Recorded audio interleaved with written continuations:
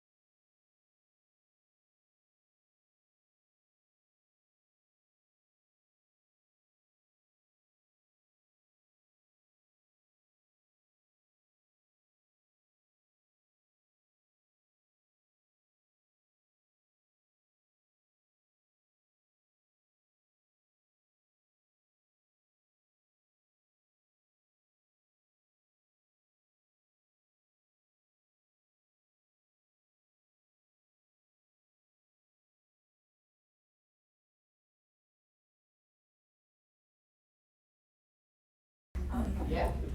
All right, good. We'll get started in about 2 minutes. Turn that up a little bit. That's better.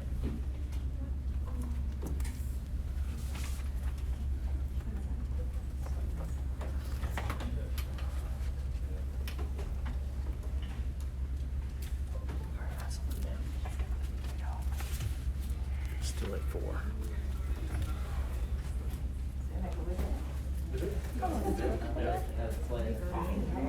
Actually, you're on that one. Good. They can be checking on you.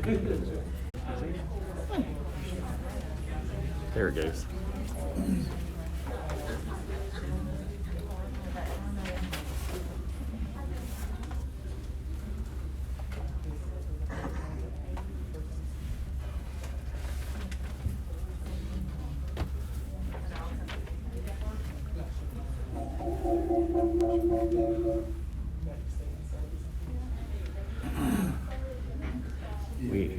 It dropped down to 3 again, so we went ahead and jumped over, and it's on 5 now, but I'm hoping it goes back up. I've got it stuck on the tree. Okay, so I think it's about 6 o'clock. I'm looking at the live stream while I'm doing it on Zoom. So it looks like we're missing Mr. Lawrence right now. So He's here. oh, okay.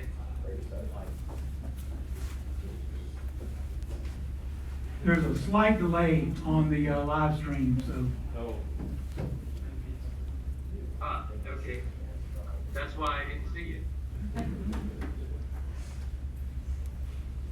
All right, so we're going to go ahead and call the meeting to order. And I appreciate everyone's patience here. And this is just another sign of the unprecedented situation that we're in. Unfortunately, I can't be there in person. And we're going to try to do this via Zoom. Mr. Smith is not there for also in person. He's listening in, different reasons.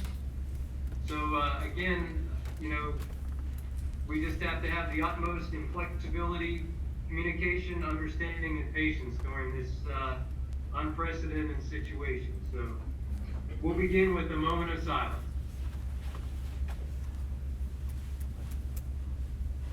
If you all can stand, and we'll do the pledge.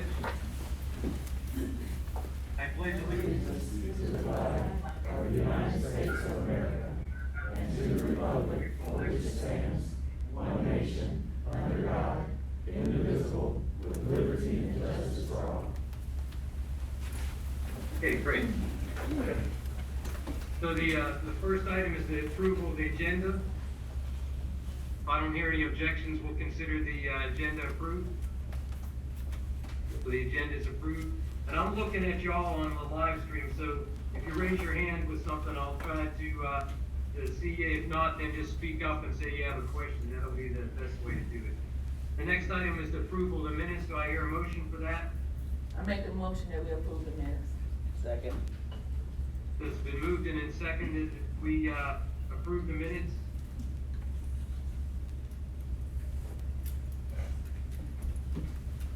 All those in favor, raise your hand. And Mr. Smith and I can't vote, so I'm waiting for the feed to catch up to me here.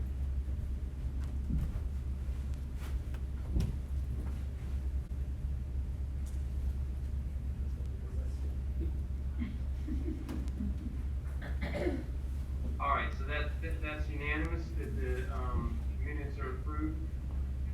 Okay, under special orders of business, public participation. Mr. Lawrence, did we have anyone sign up for public participation? Yes, we have one person who has signed up for public participation. That is Survey Adagon. So, Survey, you're.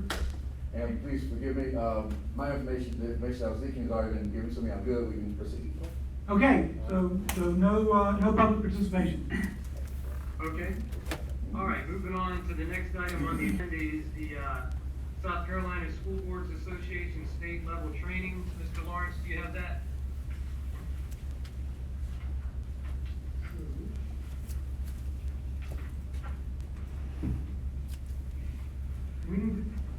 Good Do we need to evening, come Mr. down- What's Do that? we need to come down front or anything, or do we? No, this is new for us. We've never had a presentation with, these instances. I would just, have them. I think we just want to recognize. Correct. So, let me get this information out. Good evening, Mr. Liner, board members, Mr. Lawrence. My name is Mike Rozier. I'm the Communications Coordinator for Aiken County Public Schools. And tonight, we want to honor 3 of our board members for their participation and achievement of Level 1 of the Boardmanship Institute.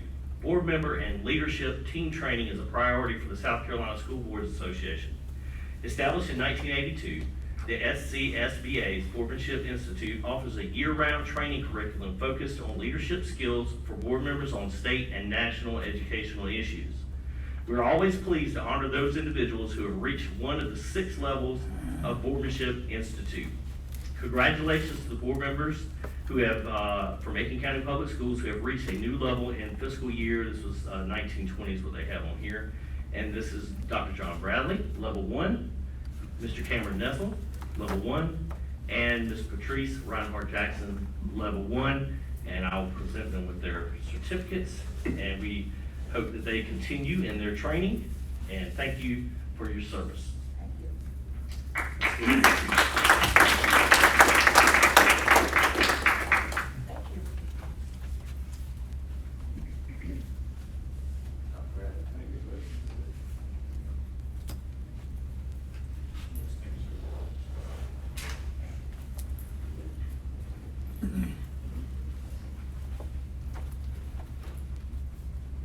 Thank you. That concludes our presentation. Thank you, Mr. Rozier. And congratulations to our 3 board members for reaching Level 1 with the School Boards Association training. So moving on to, I don't have anything for Office of Board Chair. Again, thanks for your patience with this virtual meeting here. The next items are the information items. The following items are for information only and do not require board action. Mr. Lawrence, I'll let you go ahead and go through the first one's academic recovery camp update. Thank you, Mr. Chair, members of the board. I'm going to ask Ms. Glover to come forward and share some information about our ARC for this summer. Good evening, Chairman Liner, Mr. Lawrence, members of the board. So we have with us tonight Kim Livingston, who is our literacy coordinator for the district, as well as Holly Vaughn, who is one of our site leads for Academic Recovery Camp. And they have a presentation to come and share with you, so I'd ask you ladies to come on. Thank you.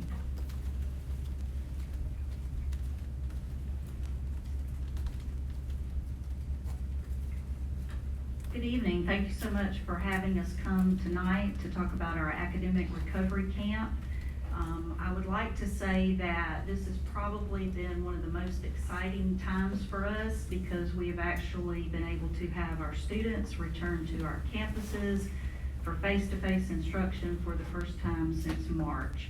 So to see our classrooms and our buildings and our school buses with students on them has been quite an exciting time for all of us. So we are certainly grateful for face-to-face interaction with our kids because we have missed them so very much.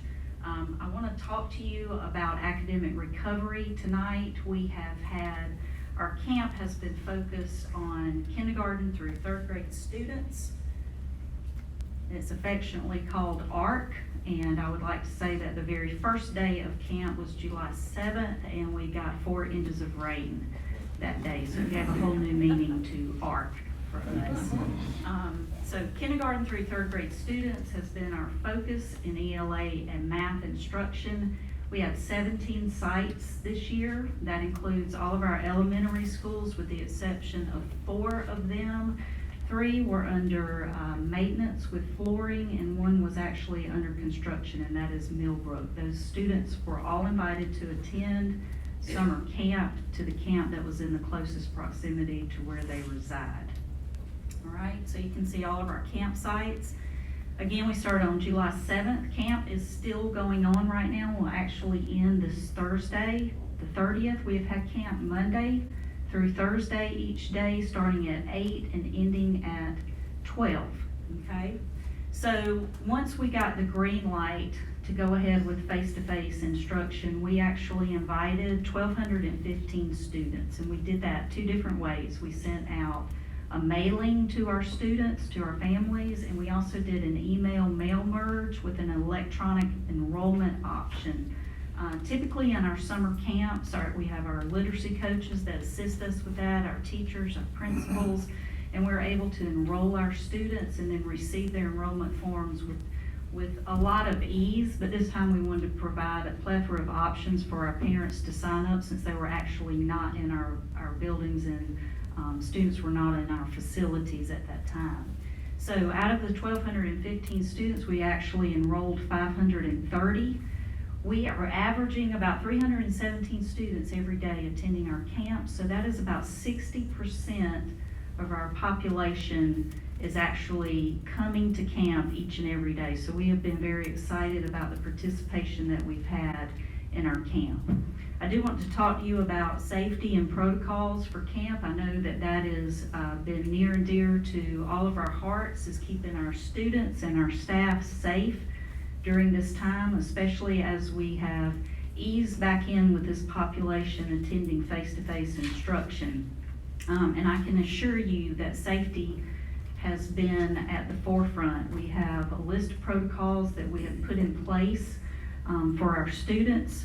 We have 17 site leads on our camps. We felt that that was extremely important to have a lead on each site to deal with student needs as well as staffing needs.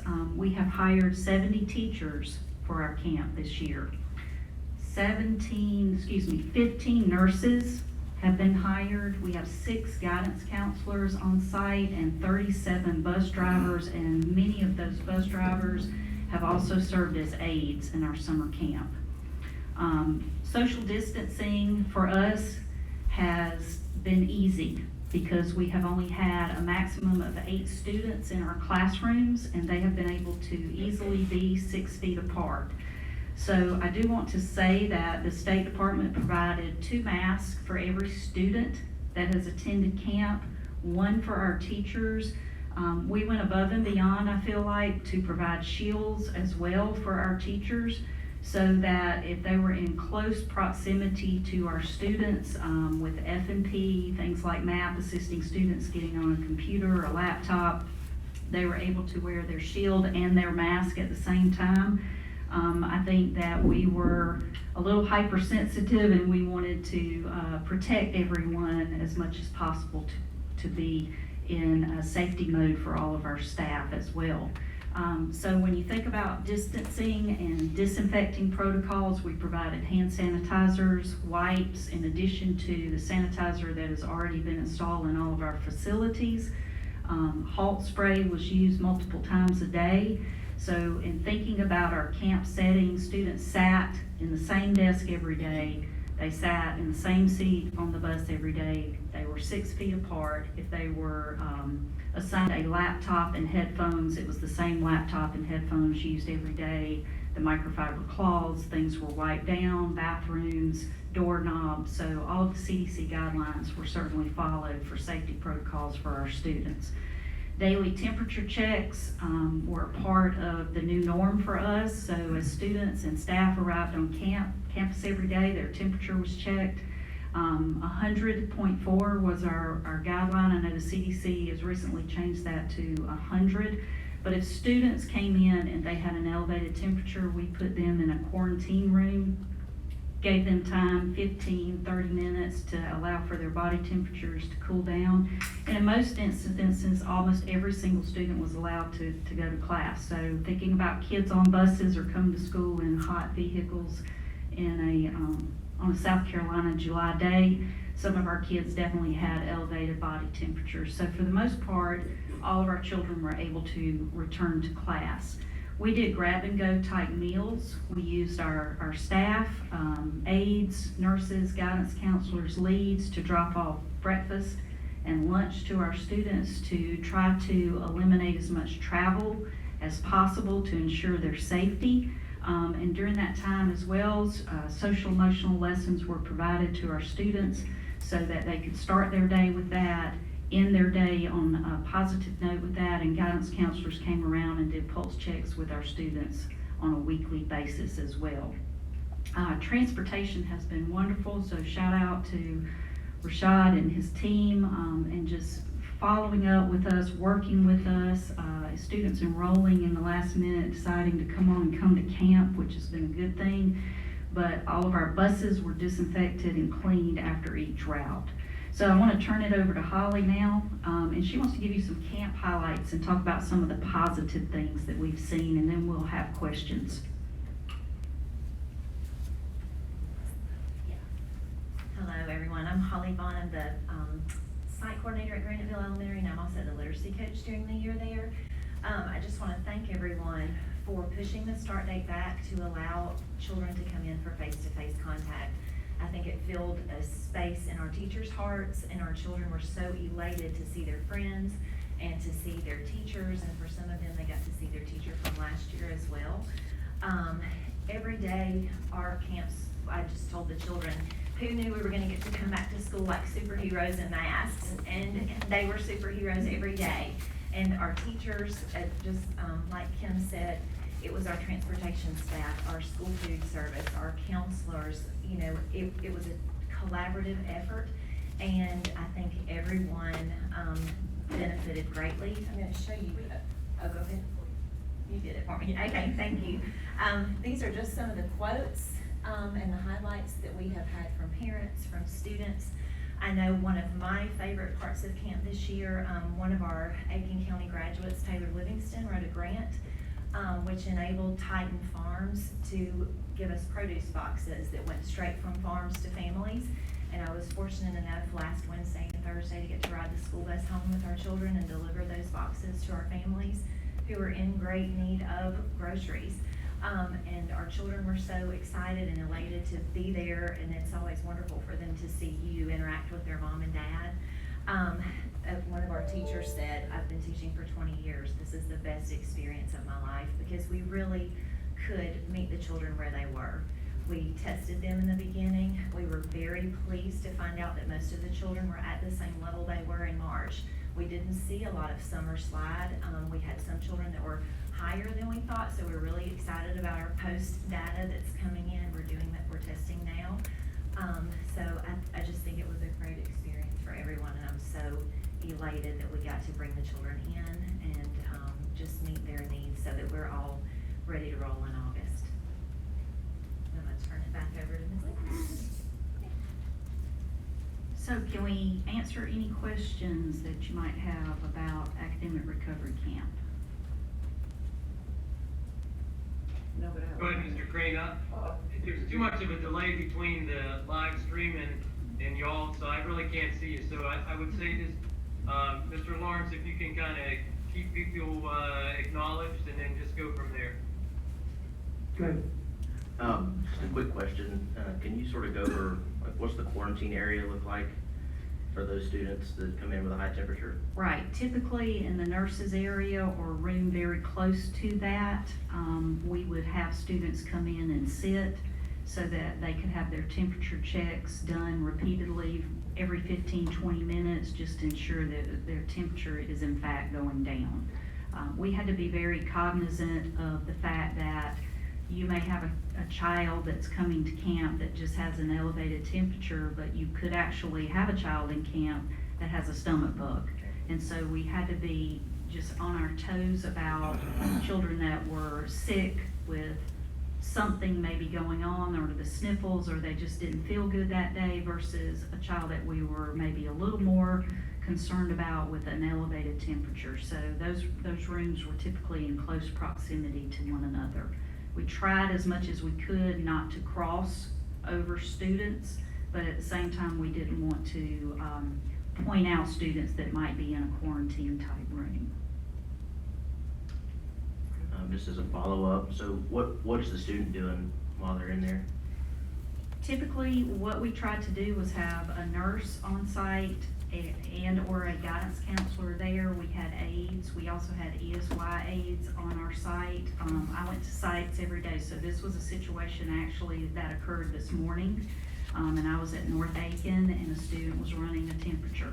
So I actually sat in there so that the site lead could finish taking the attendance for the day, and we worked to call the parents to come and pick the child up. So this was really a team effort to tag team all these situations that arose that were this type of situation. Sure. Thank you. I just was curious about what that looked like, so thank y'all for a great program. Thank you. I just wanted to say, that, ARC was very good. I was very impressed. I came into several of the schools several times. I went to North Aiken, I went to East Aiken, and I also rode the bus because I wanted to see, what it would look like and, you know, how it felt. Right. And you're right, the kids that I encountered, they were happy. They, did as they were told.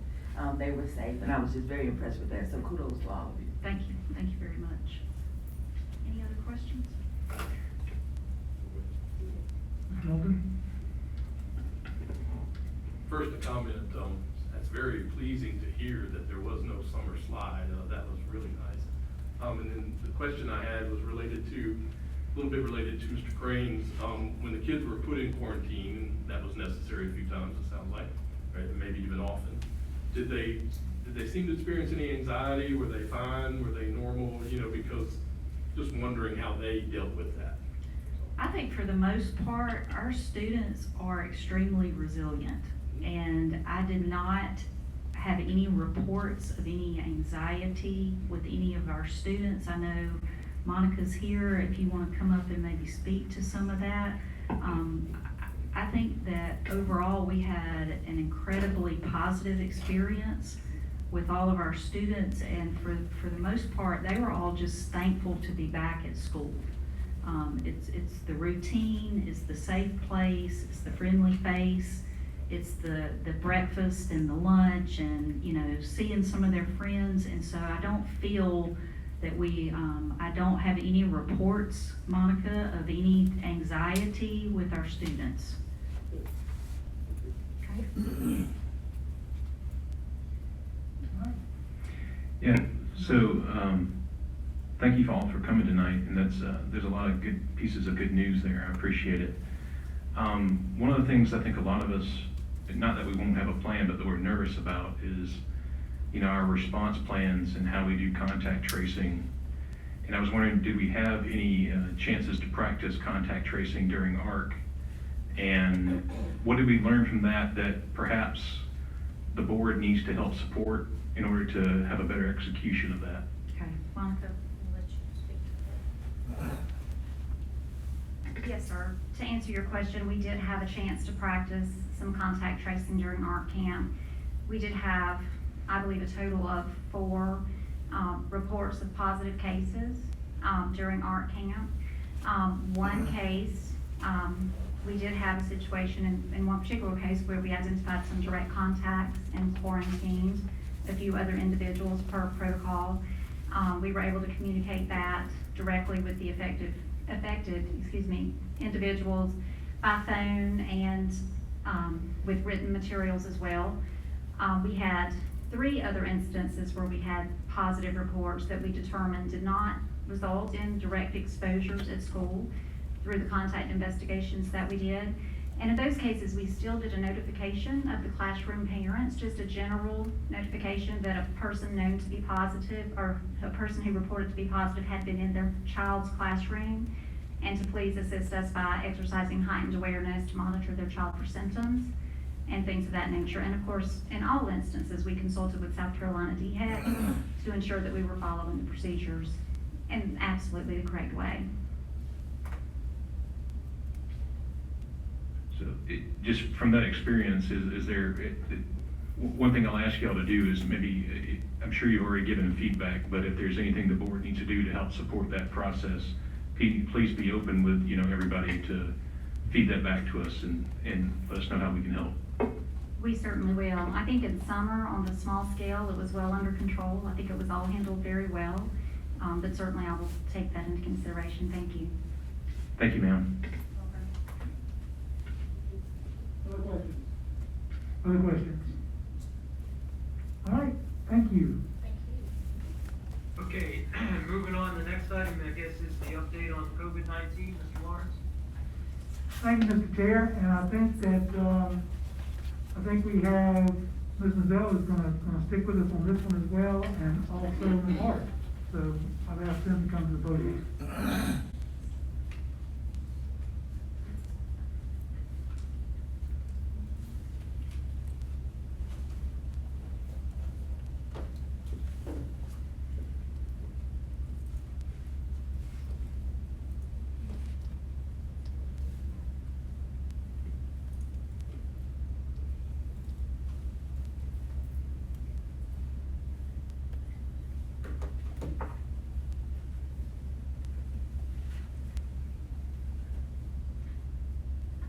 I've been working closely with Human Resources throughout the summer and since the beginning of the coronavirus outbreak to assist them when employees report to us that they've tested positive, to determine whether or not there were any workplace exposures and to advise them on the length of time that they needed to quarantine or isolate, determining back to work dates, things of that nature.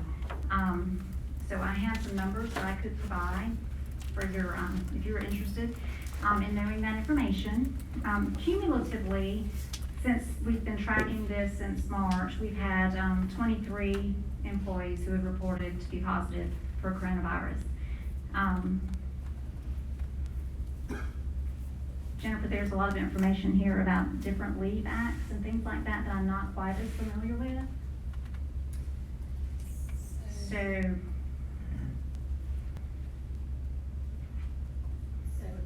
think the main one is that one. the main one is that one? Okay. So out of those 23 that reported positive, 4 of them were able to work remotely, so they did not miss time. They were able to work from home doing remote assignments. 8 of those employees actually missed work. They were scheduled to work and they had to be at home under quarantine and were not able to be assigned remote work.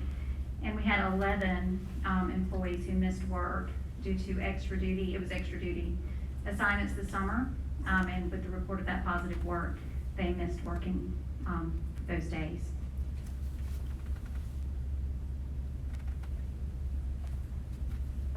And board members, I've forwarded that information to you just now, so you'll have it. Any questions about that? I just wanted to know if we followed up with those employees to make sure that they're doing okay. Yes, I work with Human Resources and they do most of the contact tracing and the follow-up with employees, but they do communicate with them to ensure that, you know, they have recovered and have met the criteria to return to work.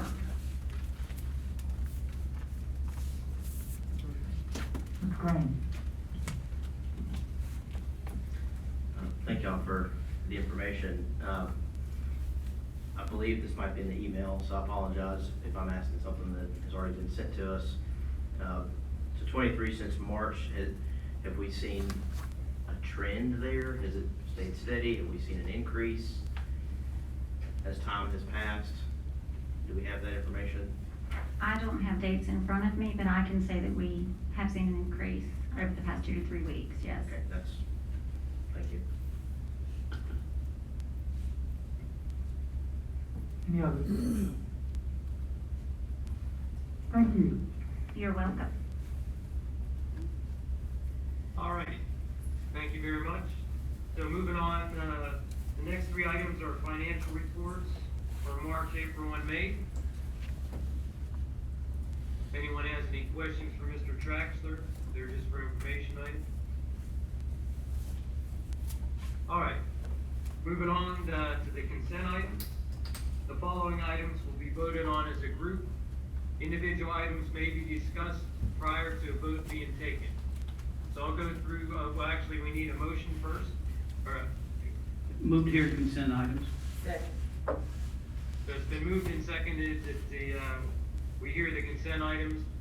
And I'm gonna go ahead and just ask you to raise your hand and Mr. Lawrence to tally the vote because I just can't see the hands in real time. So all those in favor, raise your hand. All those opposed? All right, that's 7. All right, so that's 7, so that motion carries. So here's the consent item. The first one is the innovative course application for intro to barbering and cosmetology. So that's adding, barbering and cosmetology to the CTE courses there. I'm really excited to see barbering, being added.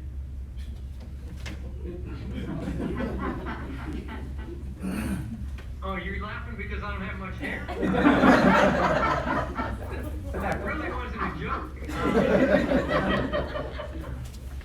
But now I get it. Okay, the next one is awarding high school credit with honors for CTE classes. So this is basically allowing some of those CTE courses to be weighted as honors courses. And you can kind of see in that explanation there that it should help encourage the CTE pathways and enhance college and career readiness and post-secondary opportunities for our CTE folks. So those are the two consent items. So we have a motion and a second that we hear them. Any discussion? All those in favor, raise your hand.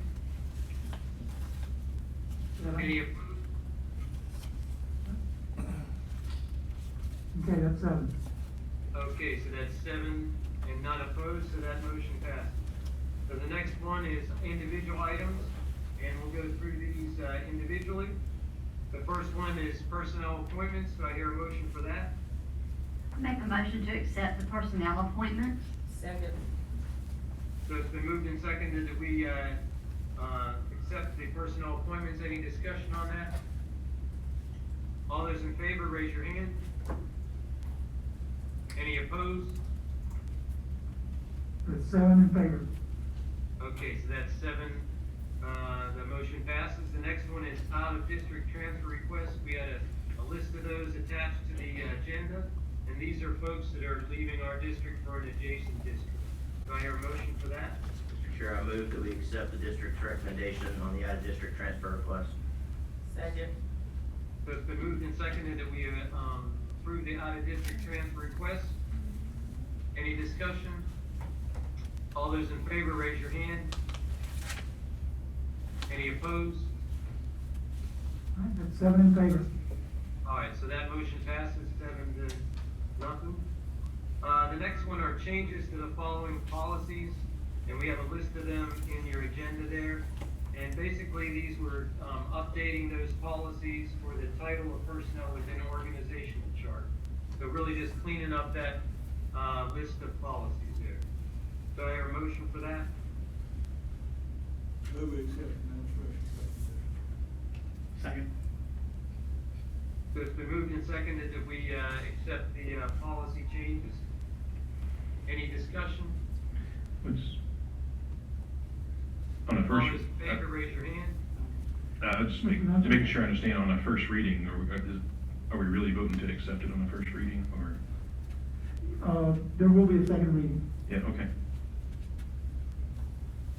Yeah, it would be the first reading. I'll rephrase it if necessary. I move we accept the administration recommendation on the first reading. All right, so, Second. And I'll second.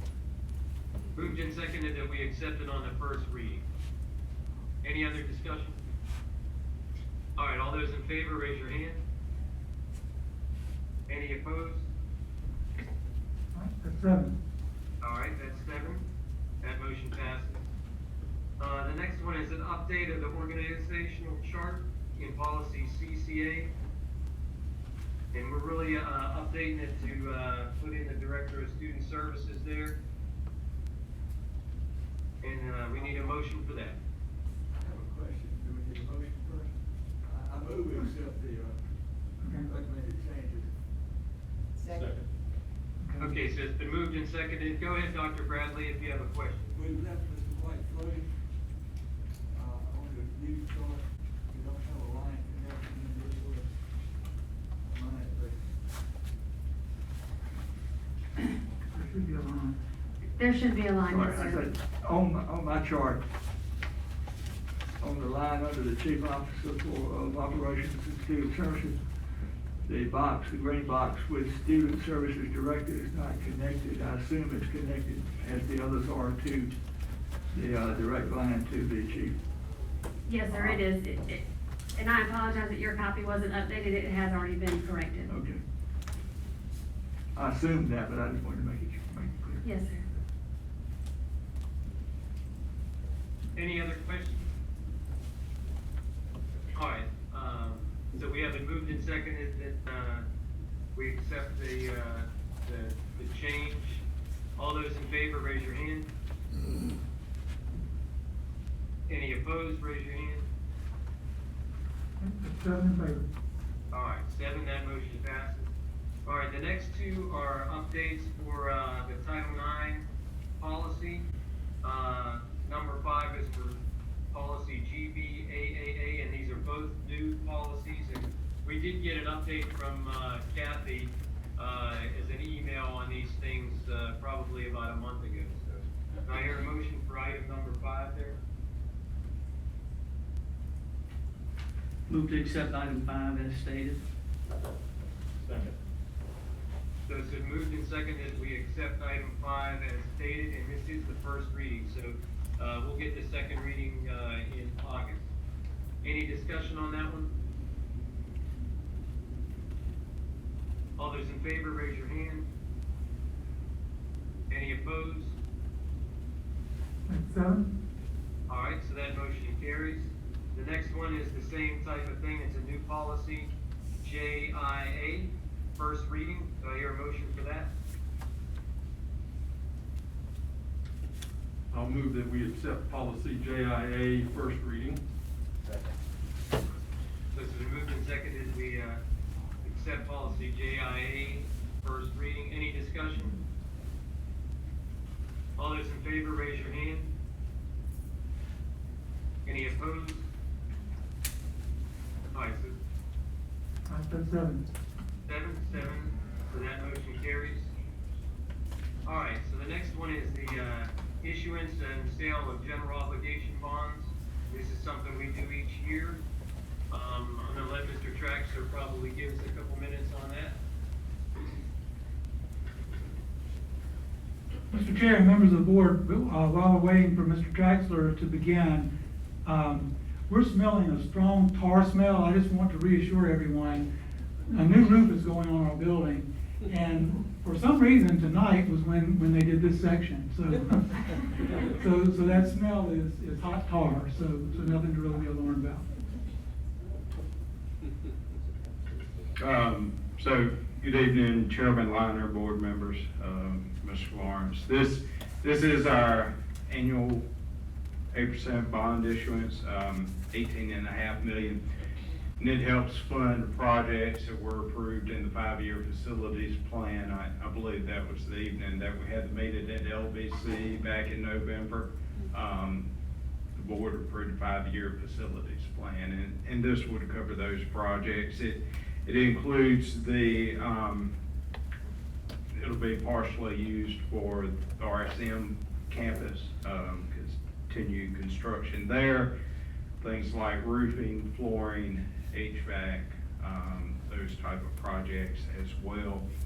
We expect the issuance to take place in late September, likely early October, somewhere in there. And again, it finances these projects each year. We'll plan to do the same next year if approved. I'll be happy to answer any questions. Quick question. Is there some overlap? Oh, I'm sorry. That's all right. Push my button. Mr. Solomon. Is there some overlap between that and the upgrade? I forgot. With the ABM? That's correct. There's not overlap, but it has allowed us to utilize funds that otherwise would have been used for some of those ABM related projects. So some of the HVAC items that you mentioned are actually now part of the ABM? Yes, sir. Yes, sir. So maybe those were items that, and I don't have specifics, Right. but they might have been items that were in the queue to be handled and served by 8% funds. Well, if the ABM monies are doing that, it's free those 8% funds to address other projects. Yes, sir. Okay, thank you. Mr. Crane? Thank you, Mr. Traxler. Just a quick question, and you may not know this yet. Do we know the interest rate those are gonna be issued at? We don't at this time. We'll, this is just the resolution, but we'll be working with our financial advisors and bond attorneys here in coming weeks. Yes, sir. Mr. Russell? So I'm piggybacking just so I make sure I understand. So we basically, we know the amount, but we don't know the specifics as far as terms. That's correct. Including callable or non-callable or? Typically, these are, well, they have been non-callable. They're paid over 5 years. And because of that short term, they've been non-callable. Other terms, we would work through. And all of our 8% issuances have been 5 years historically.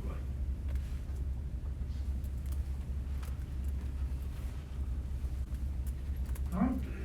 Thank you. Mr. Traxler. All right, so thank you, Mr. Traxler. So we need a motion for item number 7.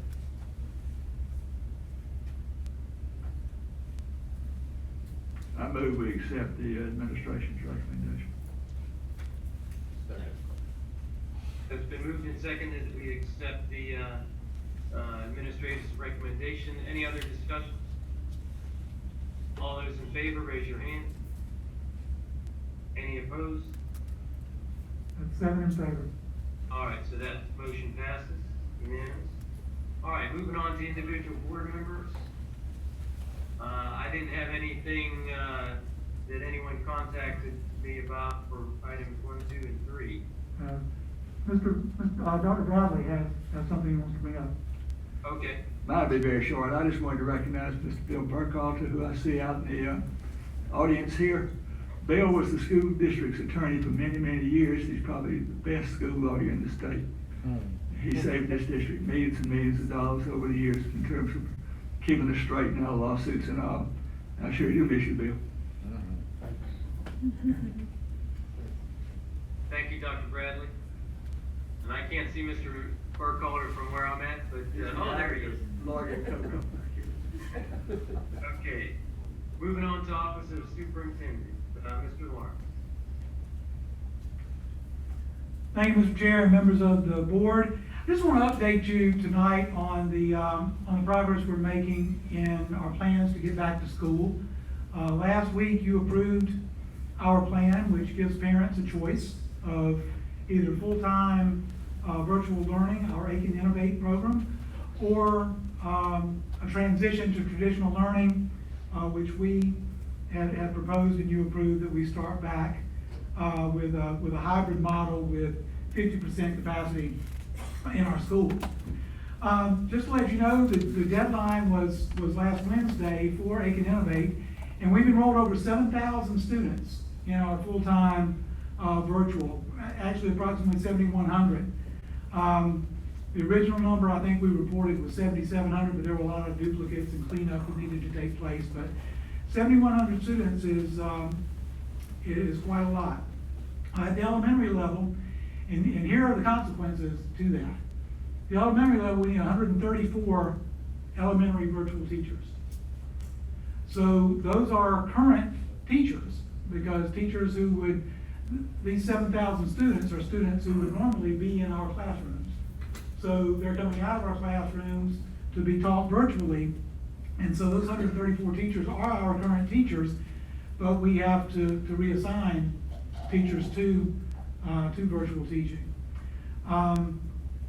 We have over 3,200 students in kindergarten through 5th grade alone. Middle school, that's 1,800 students and 2,000 students in high school. Of our families who have chosen virtual, 936 have IEPs and 286 have Section 504 plans. So special programs and our schools are currently working very hard to set up IEP meetings and 504 meetings for these families in anticipation of the opening of schools. Some other folks who are working around the clock are HR folks. Human Resources is working on staffing virtual. And we've had conversations with principals. We did have around 80 teachers who applied to be virtual teachers. overall, and that's across the board. That's from kindergarten through 12th grade, and that's 80 teachers. So we need just 100. We need 134 just in elementary school. So it is going to require some reassignment of some of our teachers, and so we're working with principals to make that happen. Elementary principals are helping with that, identifying teachers based on temporary allocations of their schools and the virtual requests that we have.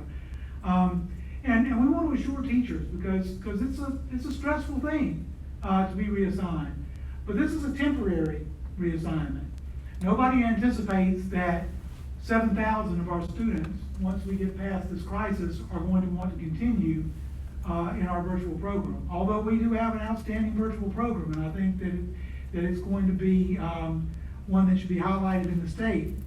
But most people prefer a classroom and face-to-face instruction with their teachers. So we anticipate the vast majority of these students coming back to the classroom. So these virtual assignments will be temporary.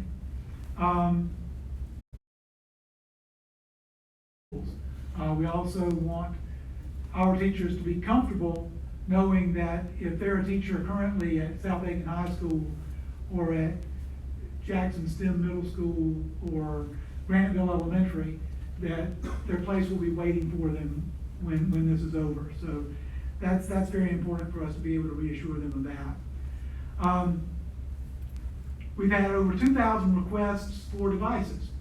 One of the questions that we asked parents in setting up our virtual program was, can you provide a device and internet access for your children, or do you need help with that? So over 2,000 of our parents do need assistance from us with a device. So that is that's a big undertaking for our technology department and for our instructional department.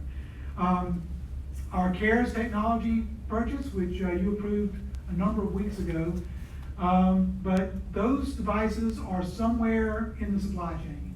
We've ordered several thousand new devices, which we expect to start arriving sometime in mid-September. In the meantime, we've got to provide for those students in Aiken Innovate. So we're looking at the devices that are currently in schools. We know that 3rd through 12th grade, we're going to have a device in every student's hand. So in a few weeks from now, there won't be a need for mobile labs in our schools because every student's going to be carrying around their own device. So we're getting a little head start on that happening because we do have to have those devices now to provide for Aiken Innovate. Professional development is going to be key.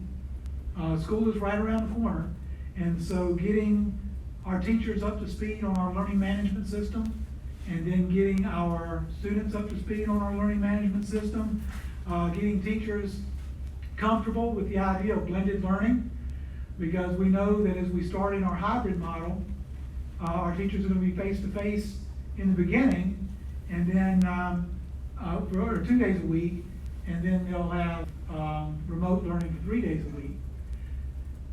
Even when we go back to 5 days a week, our students are going to have that device. So blended learning is going to be a huge part of our instructional program here in Aiken County once that happens.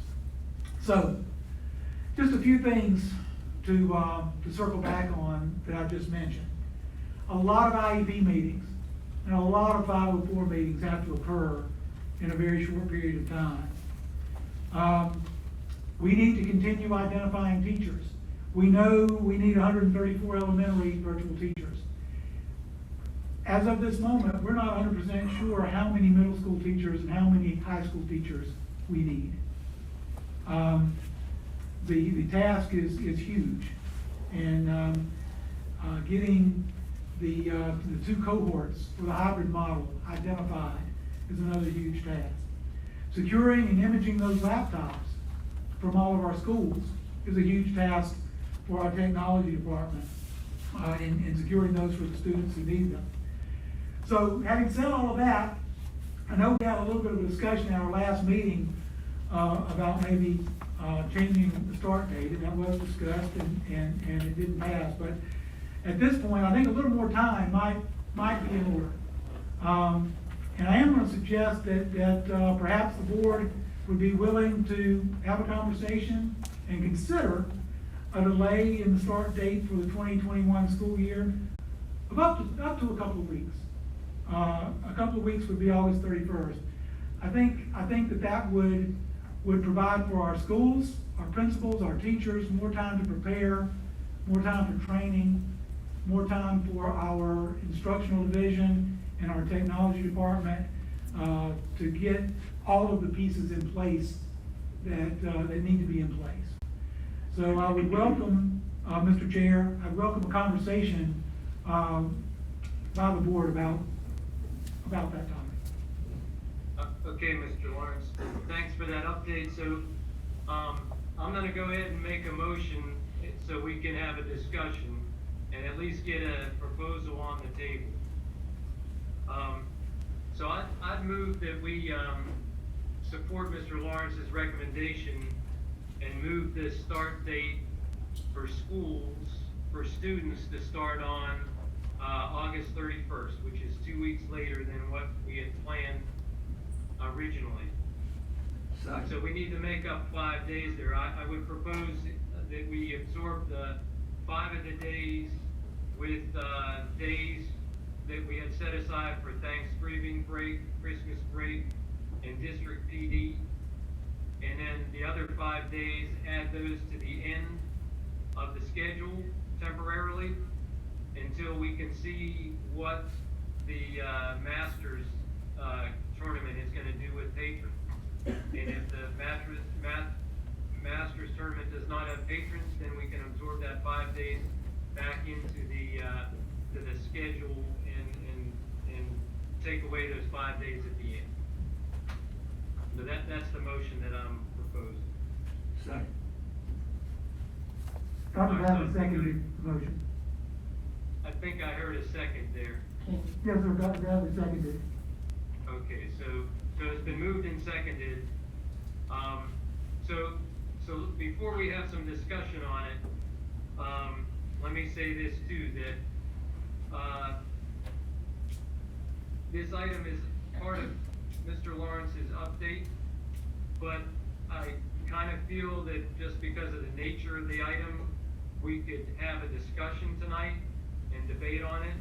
But I think we should have a separate vote tomorrow, on a Zoom meeting, so that we can, notice it for 24 hours. And that would be my proposal. So, if that's all right with everyone, I think that's probably what we could do. We could have a discussion on it now, and then kind of go from there. So, I see Mr. Crane with his hand up, and I think I see Ms. Jackson. So, Mr. Lawrence, I'm gonna let you go ahead and call on folks, and Okay, let's have a good discussion about it. Mr. Crane has risen for a point of order, so he wants to speak to that, and then we can get to discussion. Okay. I don't know that we need to wait, if it's considered a expedient or emergent situation. I'll just toss that out there, I concur, that's what I was gonna say. but I either think, way. yeah, I think that, and I would have to go get my book. That would probably, well, I've got Mr. Burkhalter here, he remembers that. So, I think that you would need a unanimous vote to consider that, that an emergency circumstance. Mr. Burkhalter, I'd like to recognize you if you would speak to that.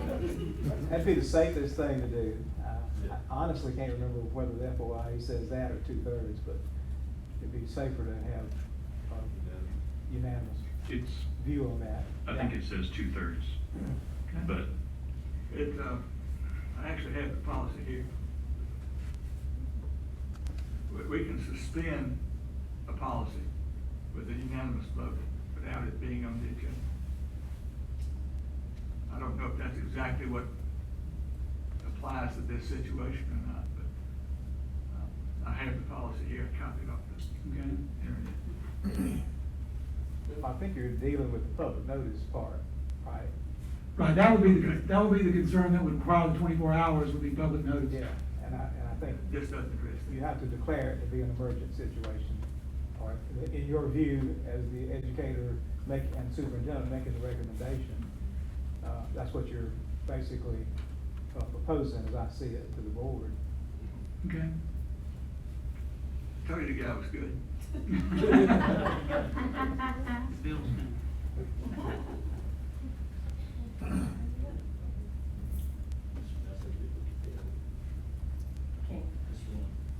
As long as are we at discussion or no? Yeah, why don't we, Yeah. Mr. Burkhalter, I didn't really hear what you said there. Mr. Burkhalter, could you repeat that at the microphone for the chair? So what's your hourly rate again?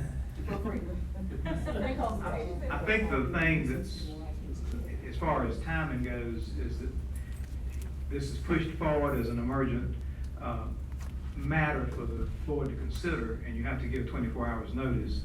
I mean, there are some things, I guess, that you could even do without it, but I think your suggestion to do it with a Zoom meeting after 24 hours is a very safe approach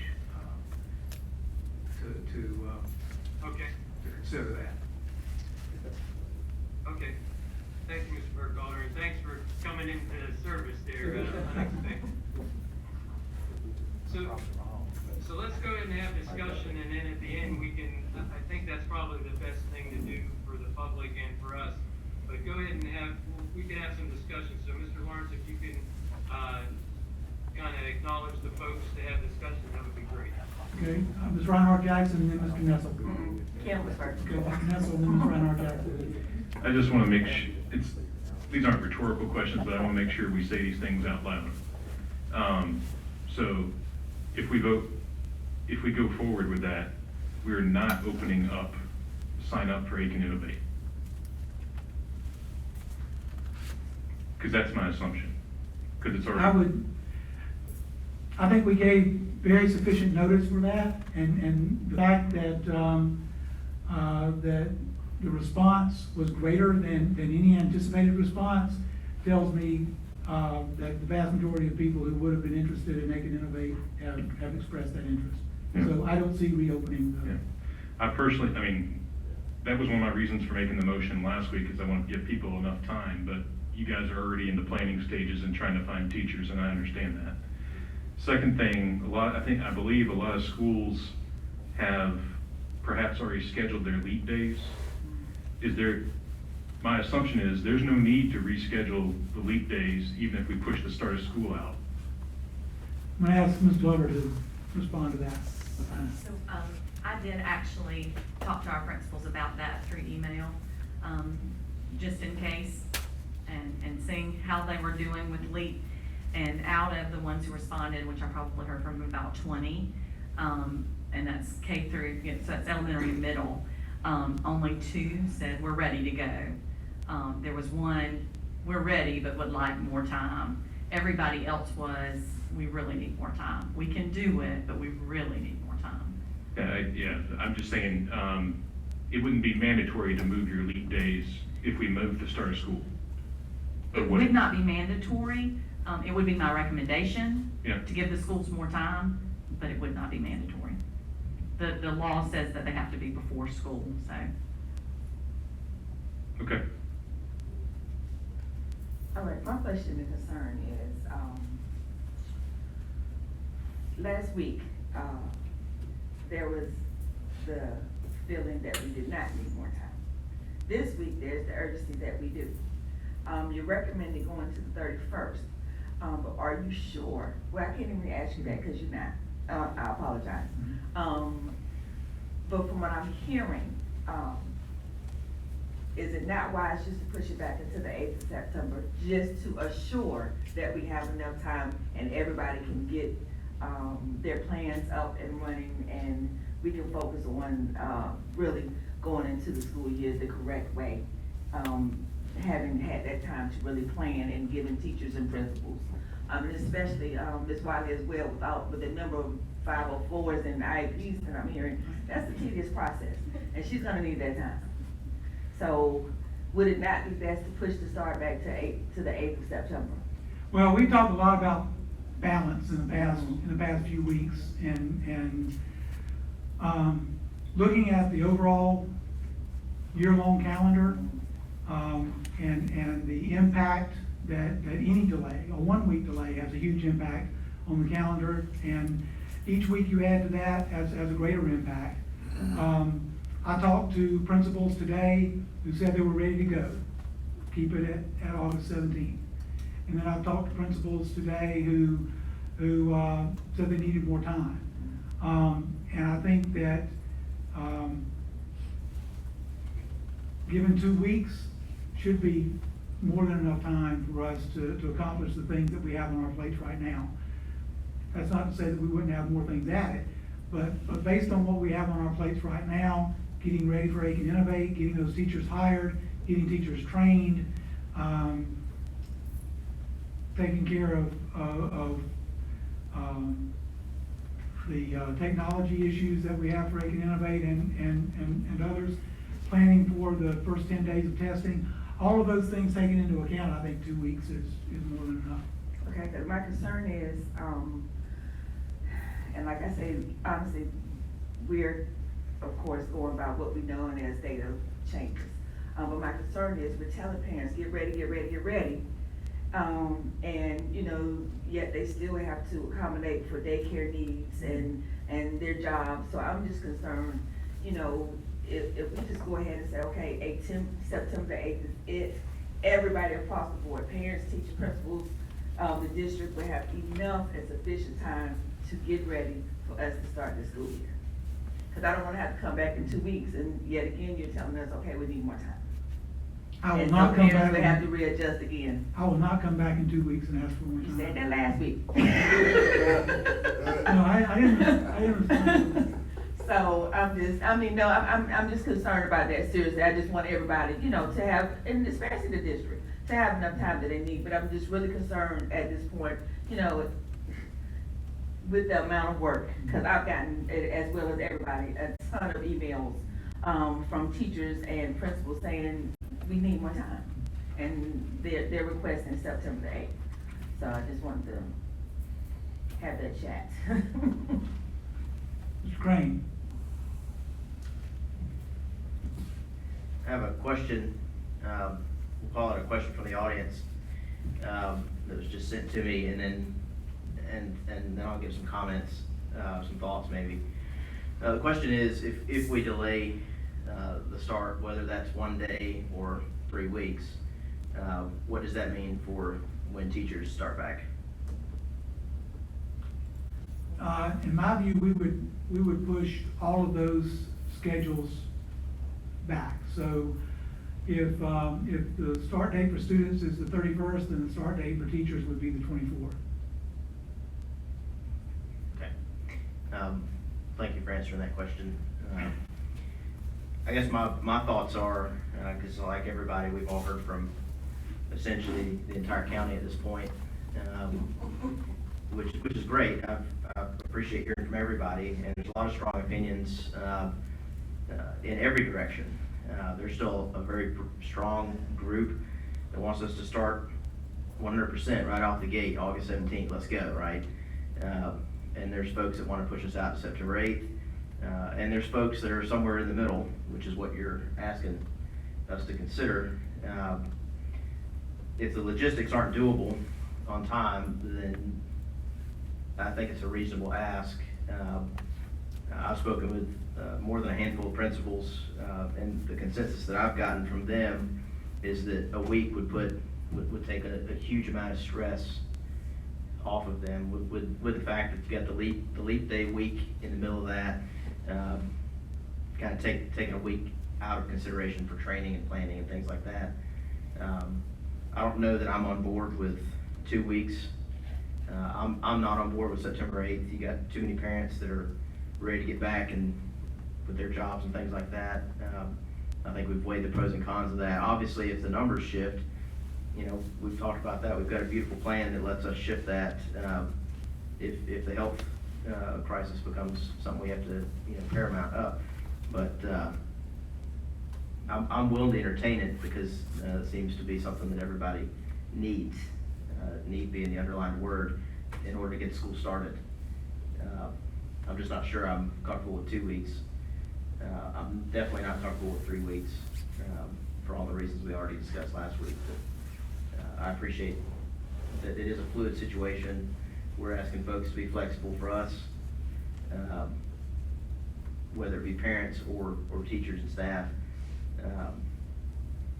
So there's nothing unreasonable about asking us to also be flexible when the need arises, so I'll leave it there. Dr. Roberts. And Mr. Moulton. I have been contacted by many people, teachers and principals, not parents, but teachers and principals, who unanimously say we cannot do it without more time. No equivocation. There's a lot of hurt feelings and anger because they feel like they haven't been listened to. I have opened school many times, 21 years, and you've got a monumental task. I don't think you can get it done even with a 2-week extension, but, you know, it's not my job to think that anymore. You know, the principals don't even have the information to do cohorts. At least the last time I talked to them, they didn't. We haven't hired teachers to teach virtual. They've got to be trained. They've got to be identified. They've got to be trained. We don't have the devices ready to put in the kids' hands. You know, we talked about all the IEP conferences and 504 conferences that have to occur. You know, we just got a tremendous amount of work to do in order to be able to open. Now, we can go ahead and open and make fools of ourselves. You know, we can go out there and have things collapse and not work. And that's what I'm afraid we're going to do unless we really think this thing through and be very cautious about opening. We've got half the people angry with us already because we didn't do what they wanted to do. And now, if we don't pull it off, that's really going to be fuel to the fire.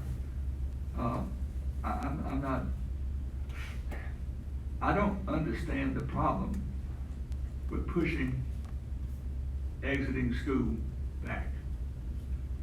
The only semi-legitimate reason I've heard is, well, we've already put money down on a beach house rental, you know. I understand that that's not good, but weighing that against, you know, an educational program for 24,000 kids, you know, come on. I just want things to work and work well. And I understand that there are a multitude of pressures from all directions about what we should do. But folks, you know, I asked this question 3 times. You know, but the last 3 meetings, this will be the 4th meeting. But I've asked the question, is this enough time? Is this enough time? And the answers were yes, yes, yes. But no, we need a little bit more, but not too much more. We're in an unprecedented situation. Nobody's ever done this before. We don't even know what we're going to run into. I mean, we've closed the application period for virtual teachers. Closed today, I believe, or, I don't know, recently. And we're still, what, hundreds short. For God's sake, let's open it back up. There might be somebody that changed their mind. I want the people who want to be in it to be in it, to keep from having to force people who don't want to be in it to be in it. Those kinds of little things are going to make a big difference on down the road. They don't sound important, but they are. They're tremendously important. If we don't have the teachers with us and we don't have the principals with us, we might as well pack it in, because these are the guys, this is where the rubber meets the road. You know, we got to listen to these people. We got to do what they want to as much as we can. Obviously, we can't please everybody, but for those people who are giving us input, if there's anything we can do to listen to them and make life better for them, we got to do it. No question about it. We just got to do it. Parents, I understand, but if they have to arrange child care for 2 weeks up front, that's 2 weeks at the back that they don't have to arrange child care. So economically, it ought to be a wash. You know, maybe I'm wrong, but that's sort of how I look at it. I mean, I understand that people need something to do with the kids so they can go to work. But hopefully the kids get educated while we're babysitting them for them to go to work. And that's what we're here for. I think 2 weeks is a very reasonable time. I would prefer 3, but I seconded Mr. Lionel's motion for 2, and I'll stand by that.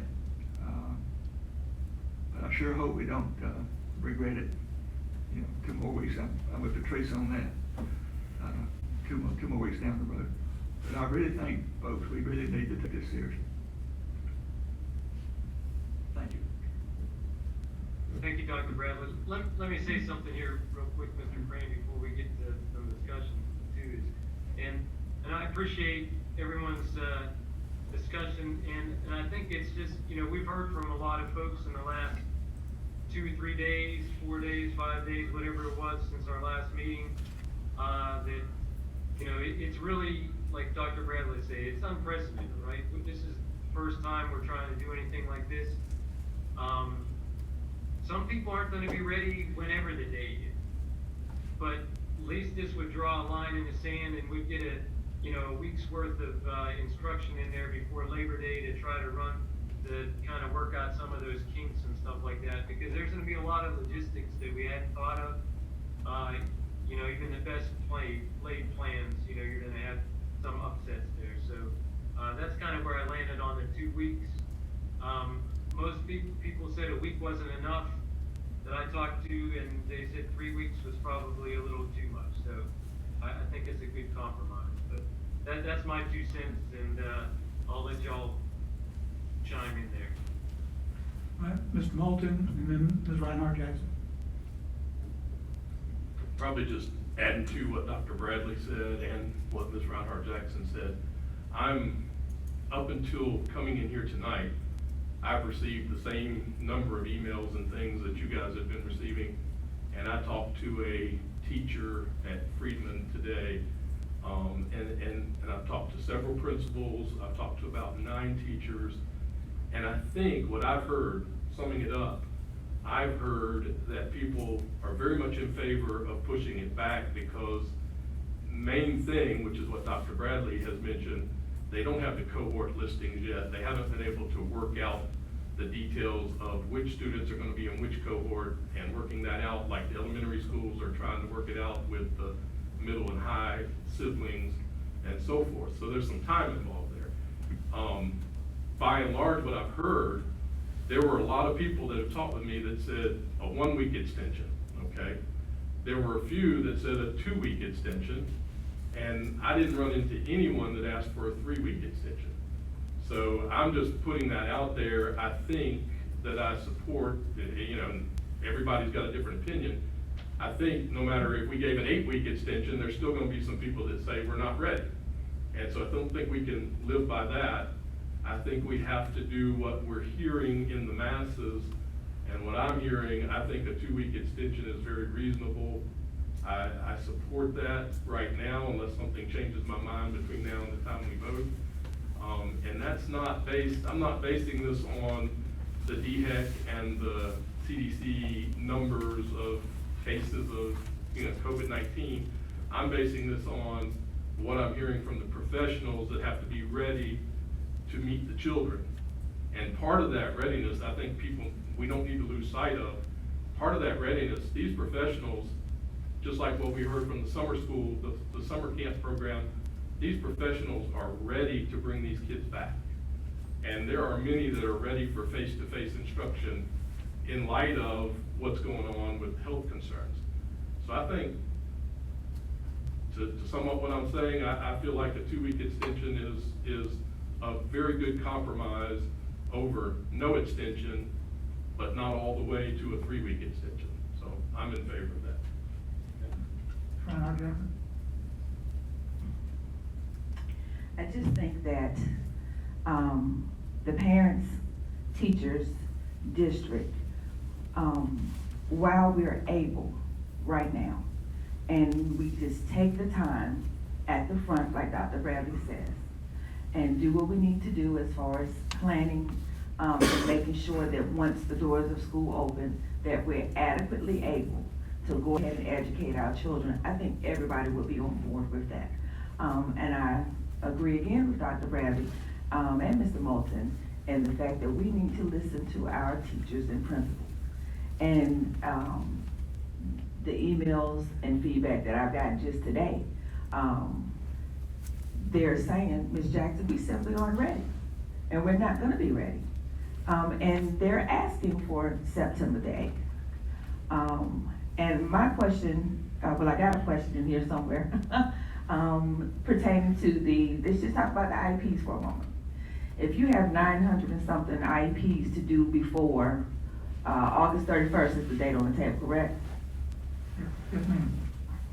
I don't even know anything about how to, except for my son's IEP and that process works. But I know it is a tedious job. I know it is a lot of work. I know it is a lot of detail. And we're asking teachers to get these IEPs done on top of, I want to say that again, on top of everything else that they're having to do to prepare as far as Aiken Innovate and face-to-face. So I just want us to slow down just a moment, seriously, take a breath and just get it right, that's all. Just get it right and just listen. Thank you. Mr. Silas? Yeah, thank you. I think, recognizing the points Mr. Lawrence made of, after we've had a week with all the data and information before us, to put it off is a prudent thing to do now. I don't think anybody's arguing with that. And the question is for how long? And to Dr. Bradley's point, I think, 3 weeks, 4 weeks, I would not be surprised that it took you that long to get ready. However, we've got to get on with it at some point. And I think the calendar challenges are too great to just keep putting it off for the 8th. Well, then why not the 8th? Why not 7 days from the 8th? Sure, you could use that amount of time and probably, do much better with it, but I think the 2 weeks is probably a good time frame, I believe. I mean, I venture to say, and it may not be a popular thing to say, but those same teachers and student principals, I think that you may be hearing from September 8th or longer, those are maybe the same people that are complaining, when you're going to school June 20th, or they want their Christmas days not taken away. So I think at some point we've just got to say, this is going to be the date, and Mr. Lawrence and team believe that it's enough time to put measures in place to be ready. And that's it. Thank you. Mr. Crane, sorry, Mr. Crane, are you okay if I recognize Ms. Shealy instead? Absolutely. Yes, Ms. Shealy. Thank you. I would just like to echo what the majority has said. I definitely think that we do need more time, and I'm all in favor of that. I do think we have to strike a balance, like we've said, on, okay, when are we gonna say, this is it? Because we can't keep dragging it out. And I think your point with the calendar is a good thing, for people to keep in mind, because I think, and you correct me if I'm wrong, if we go to September 8th, even though that would definitely give us more time, and I think everybody would acknowledge, would make us feel even more comfortable. Can you give us a rough idea of what date that would push us into in June? Yes, ma'am. I really only see one option for a calendar if we delay 3 weeks, and those are the dates that I mentioned last week. But it would take us to graduation on June 18th, but we still have a weather makeup day built into the calendar. That would actually be on June 21st. I think I said June 18th. June 18th for graduation, a weather makeup day on June 21st. So if it snows, and we have to close school for that, or if we have a hurricane in October, those kinds of things, then we truly are getting to the end of June with the school year. There really aren't any options to taking away at least the Wednesday of Thanksgiving break and at least a couple of days from Christmas break, and then shifting some teacher in-service days. So there aren't a lot of options. With 10 days to play with, you can have a few more choices. Okay. And one other question that I have, and I don't know if you have the answer right now, and I don't want to put you on the spot, but we've been talking about the cohorts and knowing those. Do we have an idea when the teachers may know their cohorts? We believe they'll be ready Thursday. Yeah, Thursday is when we expect that to be ready. Okay, okay. We think everything else should be there as far as the stuff for the floors, for the social distancing and all of that should be able to be in place. Yeah, we've got masks coming in, we've got sanitizers, all of those things are coming through the operations center now. So, and we just learned that we needed another order of masks, and we're taking care of that as well. Okay. All right, thank you. All right, Mr. Nessel. Did Mr. Crane get? Oh, I'm sorry, Mr. Crane and then Mr. Nessel. Thank you. Quick question here. Let me pull it up, since everyone likes to communicate with me.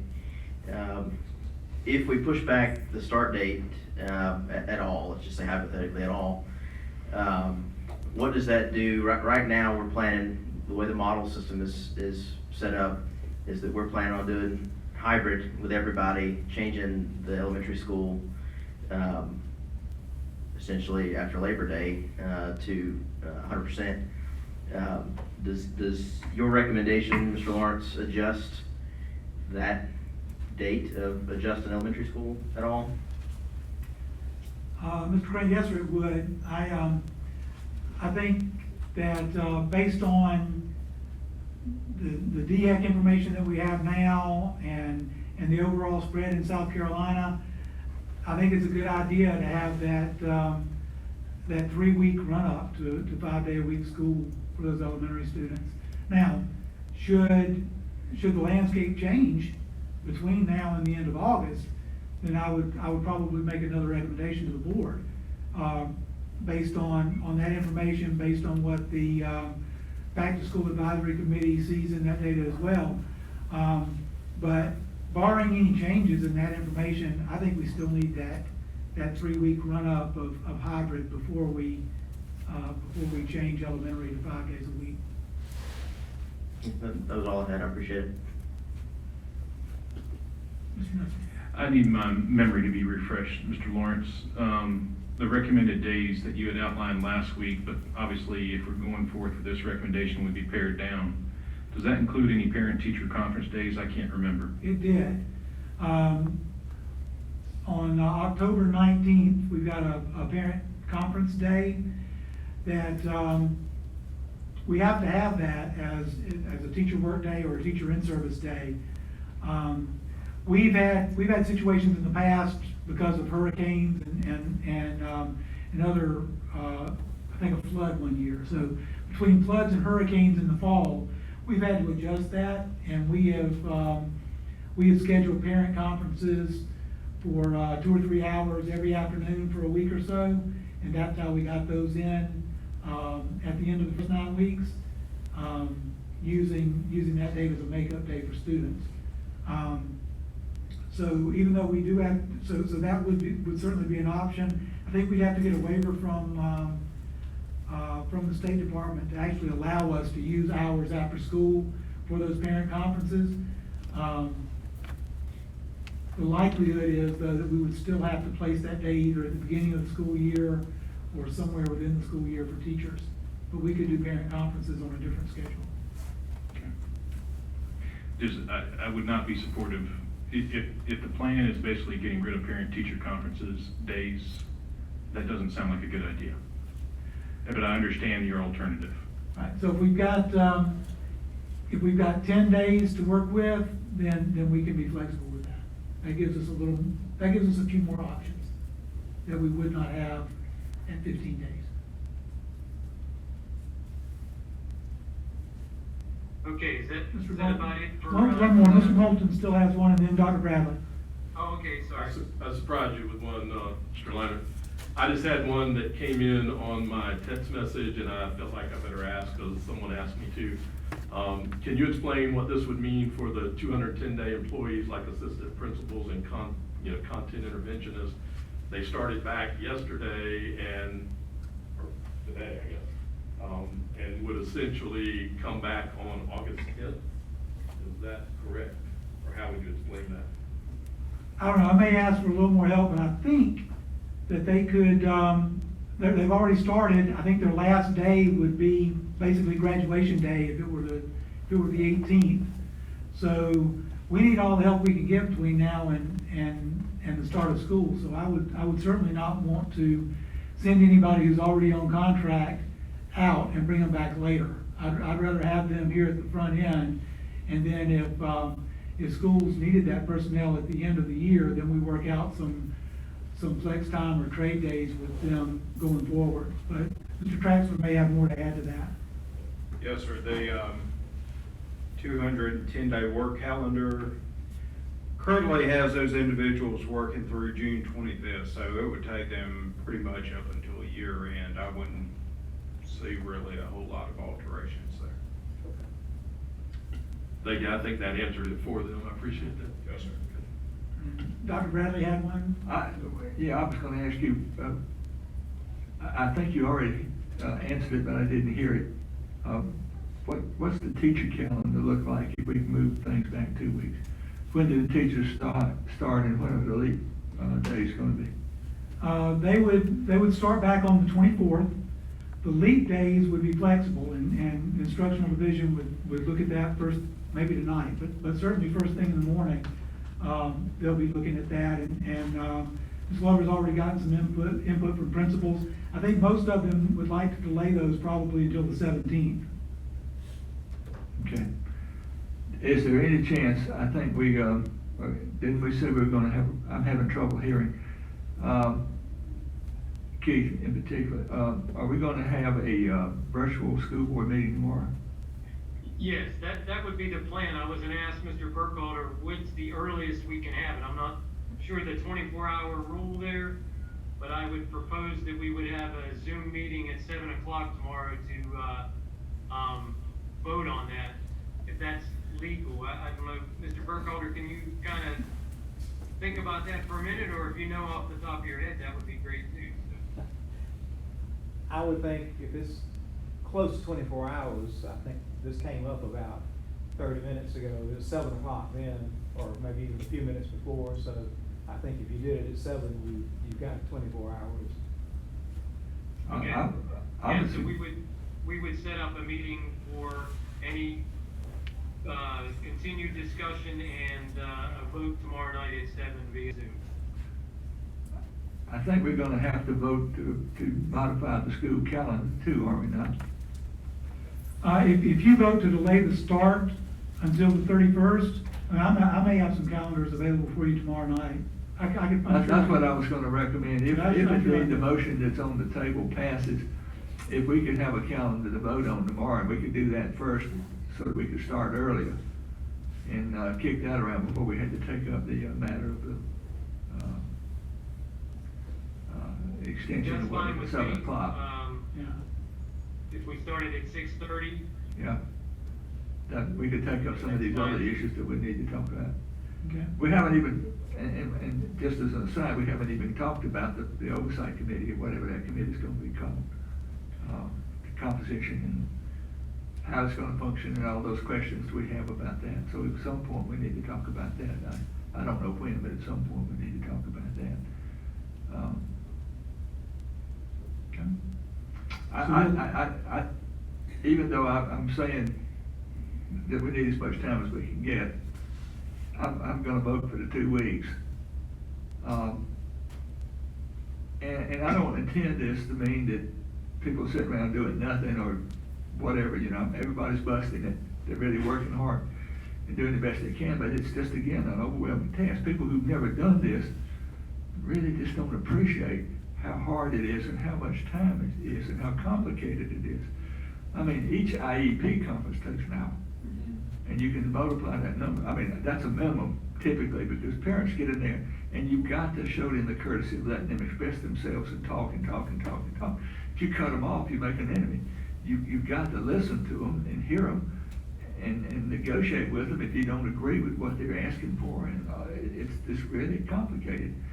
And everybody's working hard, and I appreciate that. But again, the task is mammoth. And I think Mr. Crane, and I don't think I saw any other hands.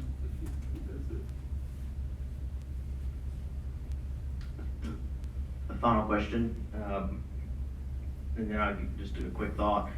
So if we're delaying to give additional planning time, things like that, then that's longer than normal planning work. Does that translate into additional pay for any of those folks? Yes or no? I don't think so. I think everybody would be on contract during that time. Now, we have, over the course of the summer, we have been bringing in individuals that were critical to the planning process, and they received extra duty pay for that. And so if we do have folks, say we've got 190-day contract folks that technically would not start until August 24th, if we need them now, we're gonna ask them to come in now, and they would get extra duty pay for that. Thank you. I've had a handful of people ask me that, so I know there's folks curious. I appreciate what everybody's brought up. To Dr. Bradley's point, it is a mammoth task. That's probably the ideal word for it. For the folks on the ground, and I appreciate all the folks on the ground who have reached out to us as this has worked out over the last week or so. Well, I don't know who all has been contacted. I think everybody has. That means a lot. I think I hear from more people as a general rule, but in the last couple of weeks, I think we've all kind of heard from everybody, which is very good. And I appreciate that. I appreciate hearing from the community, from our teachers, from our administrators, from our staff, you name it.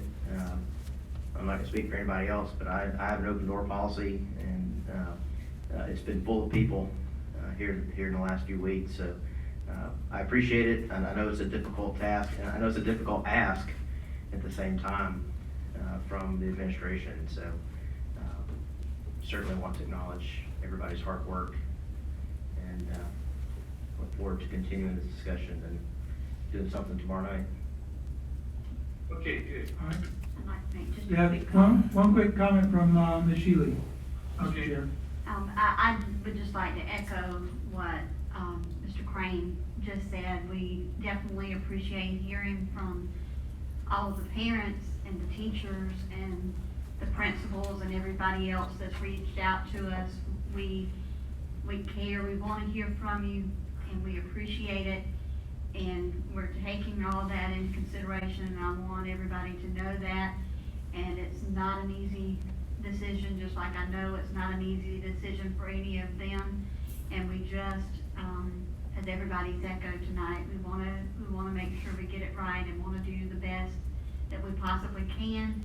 And also have that flexibility that we've talked about in the calendar, so that if more unforeseen things happen, we'll have that ability to work through that as well. So I just hope that they'll understand that as well, and we appreciate hearing from everybody. All right. Okay, Mr. Chair. Thank you, Ms. Shealy, and thank you all for a good discussion. I think we had a good discussion, and this has been weighing on me all week, so I'm glad that we had a good discussion, and tomorrow we'll be able to take some action on that. Now, let me ask a procedural question. Do we need to table this till tomorrow, or can we just let it lie until then?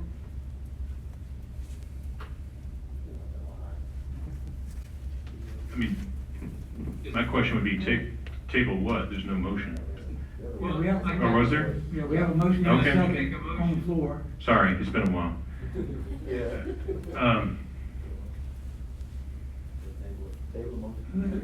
Okay, yeah, tabling it would be good, and then the first motion tomorrow would be to take it off the table.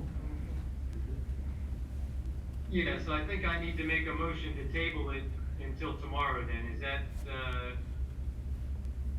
yeah? Okay.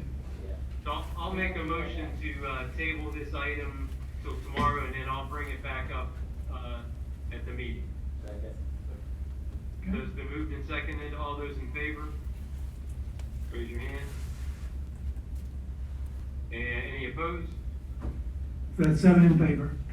Okay, 7 in favor. Okay, so that, the motion's been tabled until tomorrow night, and we'll set up a Zoom meeting at 6:30 to do that. All right, good. So we do need an executive session. We have a contractual issue, an administrative appointment, and an administrative memo. After executive session, the board will return and take any action that they deem appropriate. So we need a motion to go into executive session. Move to go into executive session. I'll second. Third. All right, so moved and seconded that we go into executive session. All those in favor, raise your hand. Any opposed? Okay, so, I'm not sure if I'm gonna be in executive session with you or not, but I'll be standing by when you come back. Yes, sir, we've got you set up in there, so you're good. Oh, nice. Okay, well, I'll see y'all in a couple minutes. Let's say 5 minutes.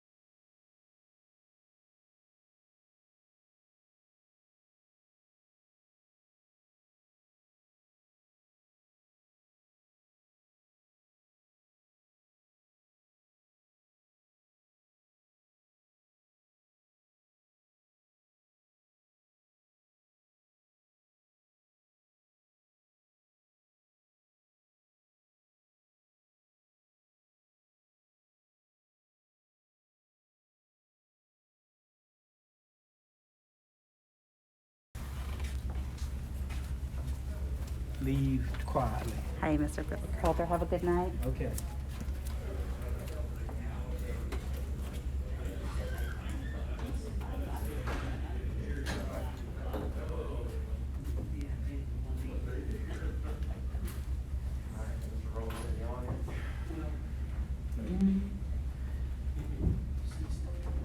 Appreciate y'all hanging out. Hang it in.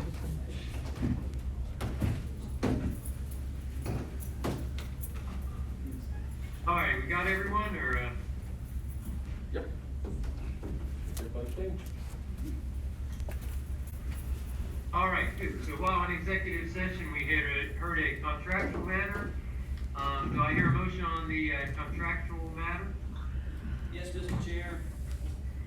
In connection with the pending real property contractual matter and its status, including proposed courses of action regarding the same, as discussed during executive session earlier this evening, I move that we authorize the administration to move forward with option 2 on a list of proposed directions and authorizations for the administration, together with the conditions or qualifications as provided to the superintendent for administrative authority and reference.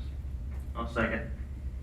So it's been moved and seconded that, what Mr. Silas read there with, respect to the contractual matter. Any discussion on that? All right, all those in favor, raise your hand.